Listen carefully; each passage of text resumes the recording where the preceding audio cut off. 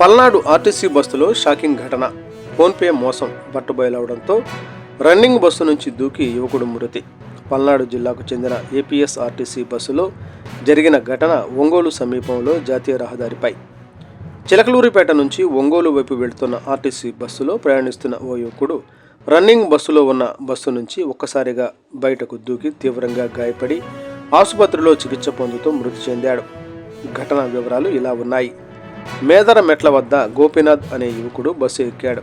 ప్రయాణ సమయంలో తనకు అత్యవసరంగా 200 ఫోన్పే కావాలంటూ బస్సులోని ప్రయాణికులను ప్రాధేయపడ్డాడు. చివరకు మురళీకృష్ణ అనే ప్రయాణికుడు అంగీకరించి గోపీనాథ్ ఫోన్పే ఖాతాకు 200 పంపించాడు. అందుకు గోపీనాథ్ నగదుగా 200 ఇచ్చాడు. అనంతరం తన ఫోన్ డెడ్ అయిందని చెప్పి అత్యవసర కాల్ చేయాల్సి ఉందంటూ మురళీకృష్ణ ఫోన్ తీసుకున్నాడు.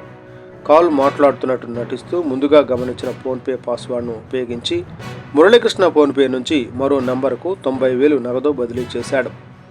కొద్దిసేపటికి అనుమానం వచ్చిన మురళీకృష్ణ తన ఫోన్ తిరిగి తీసుకుని పరిశీలించగా ఫోన్పే ద్వారా భారీ మొత్తంలో డబ్బు ట్రాన్స్ఫర్ అయిన విషయం వెలుగులోకి వచ్చింది.